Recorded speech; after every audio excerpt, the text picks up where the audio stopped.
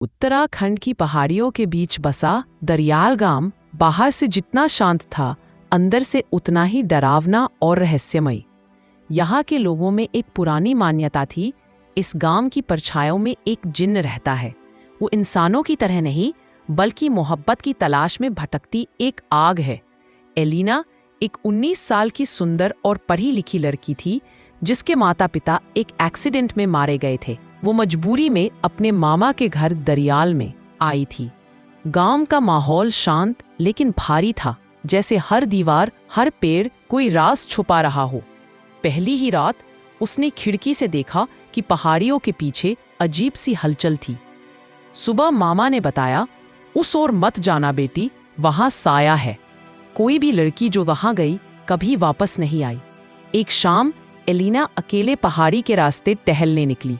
वहां उसे एक अजनबी दिखा, लंबा, हल्के काले कपड़ों में, और उसकी आंखें जैसे बरसों का दर्द लिए हुए। डर नहीं लगता यहाँ? उस अजनबी ने पूछा। एलिना मुस्कराई, डर से ज्यादा जिज्ञासा है। तुम कौन हो? आरिफ, उसने सिर्फ इतना कहा और चला गया। इसके बाद एलिना हर शाम वहां जाती और आरिफ से मिलती। वो घंटों बातें करते, पुराने किस्से, कविताएं, जीवन और अकेलेपन के बारे में। लेकिन एलिना ने नोटिस किया, आरिफ कभी दिन में नहीं आता।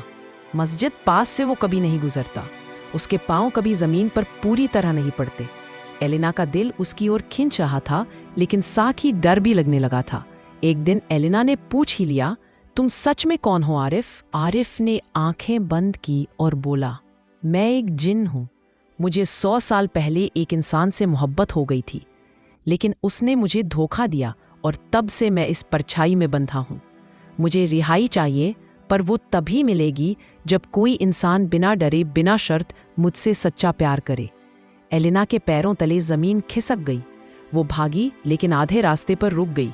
दिल की आवाज तेज थी, मैं भी तो अकेली हूं आरिफ, और तुम्हारी रूह मुझसे झूठ नहीं बोलती। वो लौट आई। आरिफ की आंखों में हैरानी और उम्मीद एक साथ थी।